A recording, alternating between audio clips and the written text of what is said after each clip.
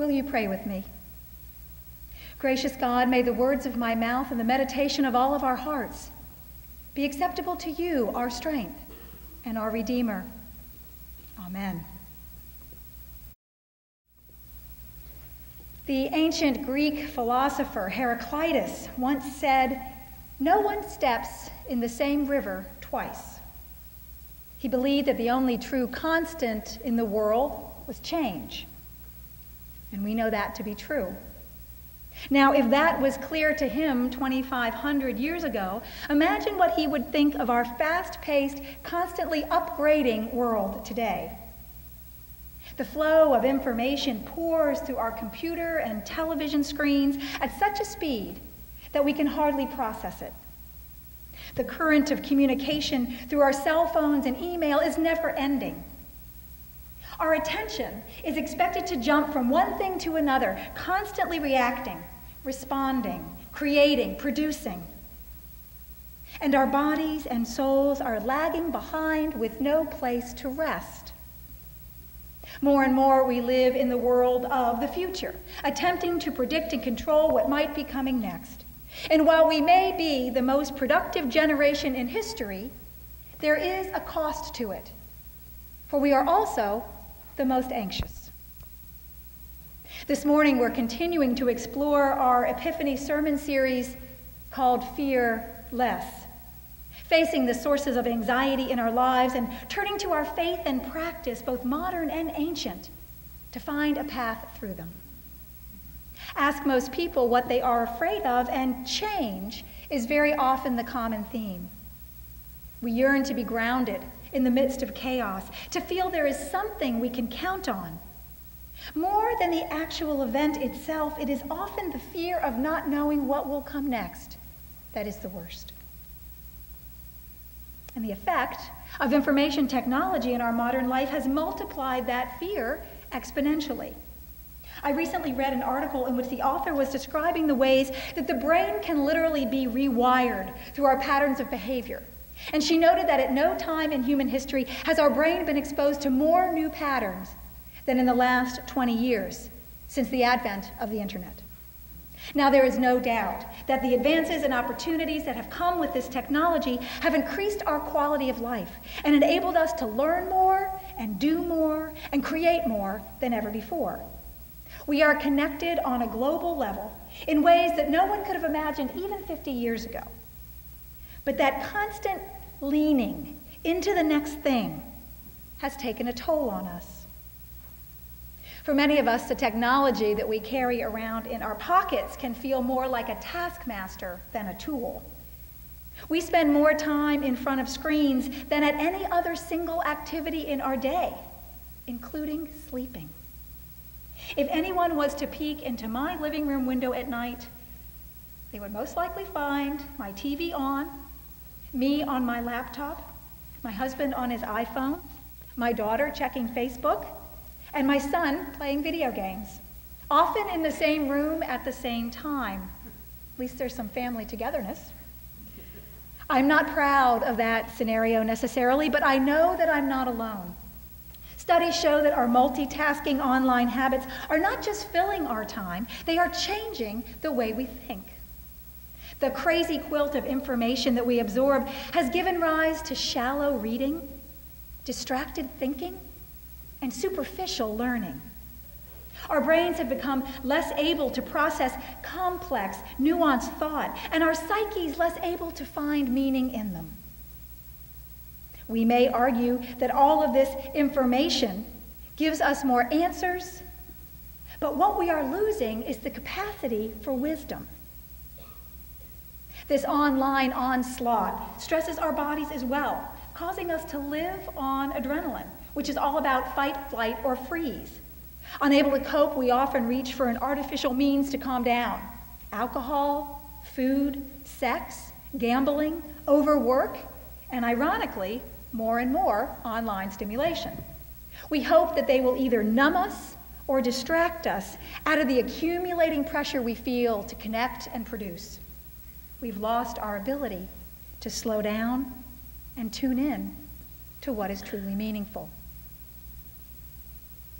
So what we need to do at this time in our developmental history is to relearn what human beings have known for eons. We need to reconnect with the ancient rhythms of rest and reflection and reassurance. These are sacred rhythms that enable us to connect to God and to one another, enabling us to feel more deeply human. Last Sunday, we turned to the ancient yogic tradition of deep breathing. And in our community together, we practiced the art of divine reconnection through our breath. This morning, we're going to learn another ancient practice, this one from the Christian tradition, whose goal is also to connect us to God.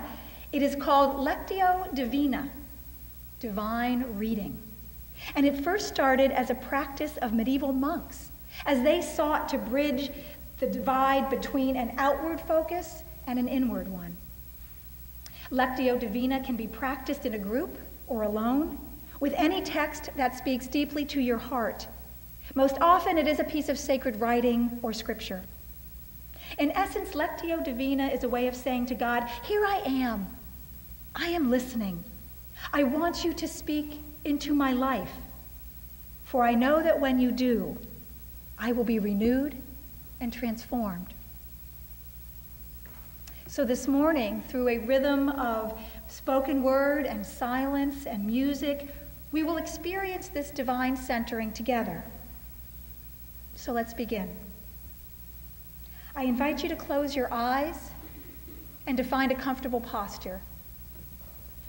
Allow yourself to feel grounded in your seat, your feet securely on the floor, centered in your physical body. And now let us take several deep cleansing breaths.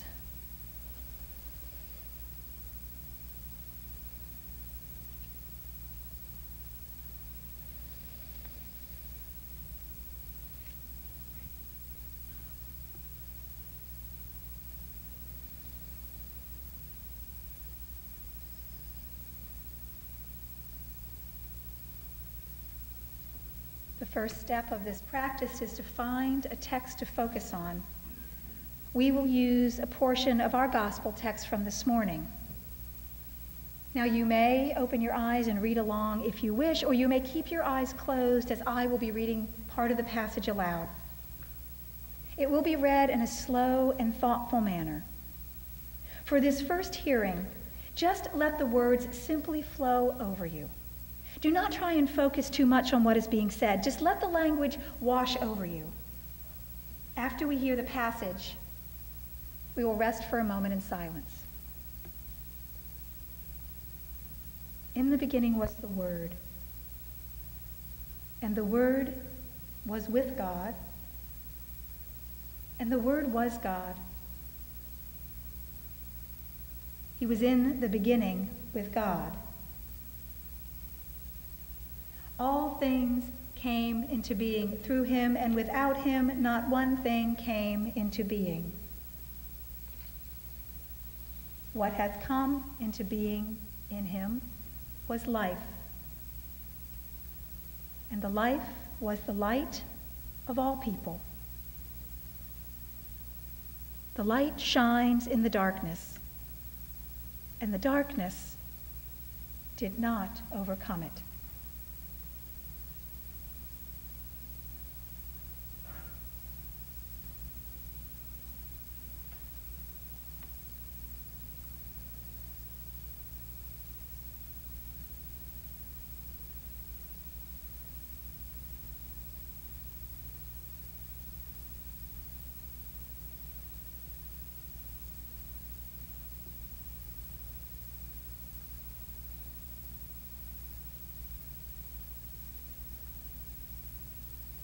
Now we will prepare to read the passage again, and this time, listen for a particular word or phrase through which you feel God wants to speak to you.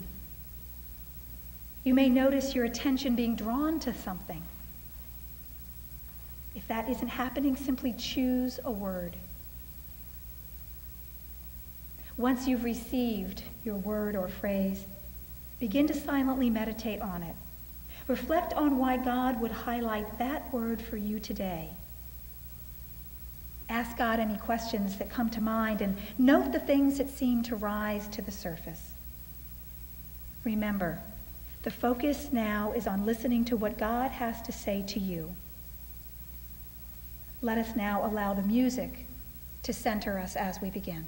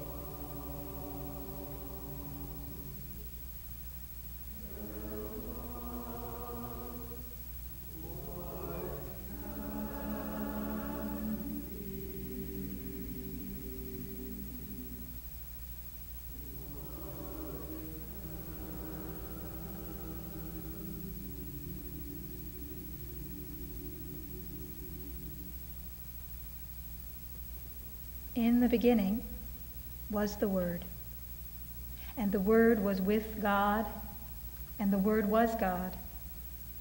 He was in the beginning with God. All things came into being through him, and without him not one thing came into being. What has come into being in him was life, and the life was the light of all people.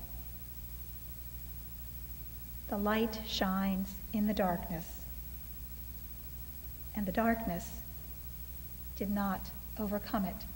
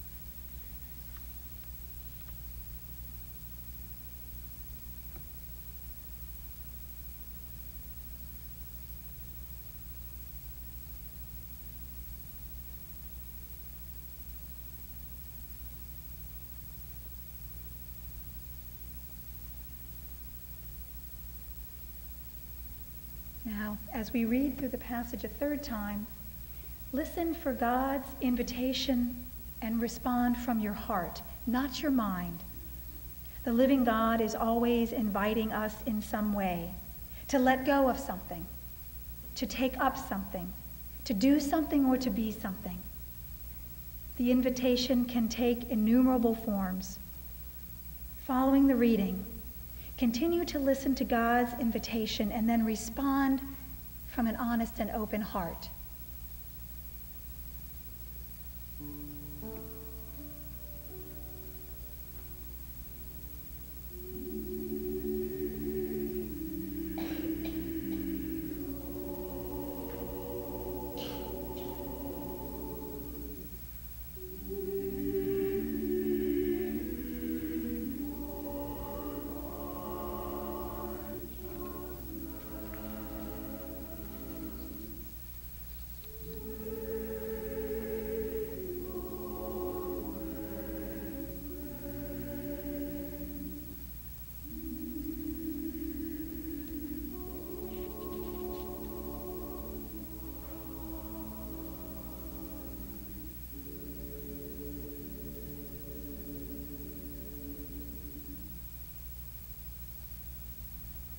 In the beginning was the Word, and the Word was with God, and the Word was God.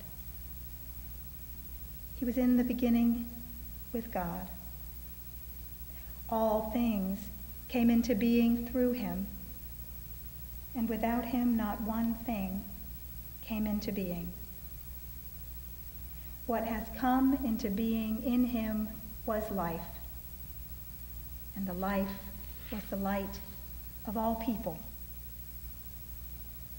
The light shines in the darkness, and the darkness did not overcome it.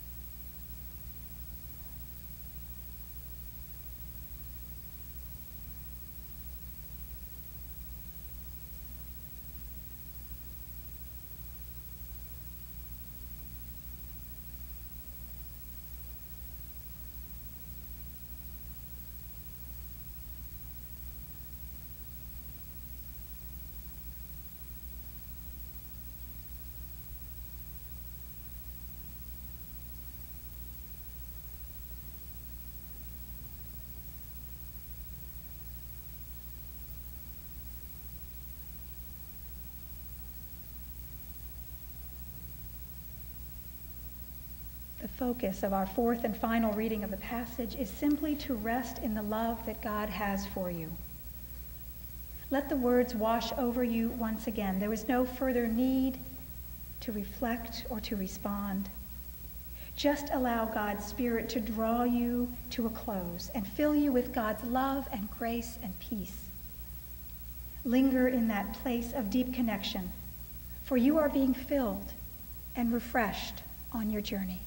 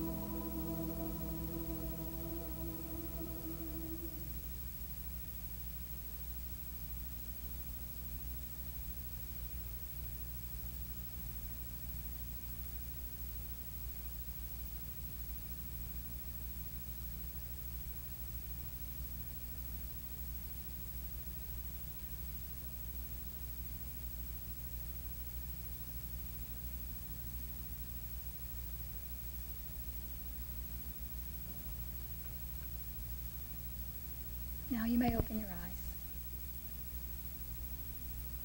Reading, reflecting, responding, and resting. These are the four stages of this ancient practice known as Lectio Divina.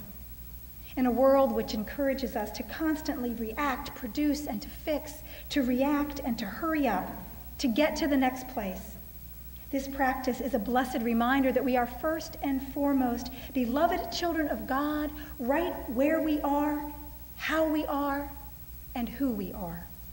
It gives us the space and time to pay attention to the God who dwells with us and in us, the one who put on flesh and lived among us, sharing our joys and our heartaches. When the demands and changes of our world threaten to separate us from our deepest selves, this practice reminds us that our humanity is found in a deep stillness and connection to God. This is something we can do anytime we need to. In your bulletin, you'll notice there is a blue sheet which has a summary of what we experienced here together in a way that you might practice on your own. Draw upon this in your daily life. Take it with you and keep it with you, for we need always to remember that we are indeed children of God first. And let that sink into our very marrow and ground us when our anxieties seem to be sweeping us off our feet. Yes, Heraclitus was right. We never step into the same river twice, but in that constant flow of change, we can rest and know that God is indeed a light in our darkness, the word in our mind, and ever present. Thanks be to God. Amen.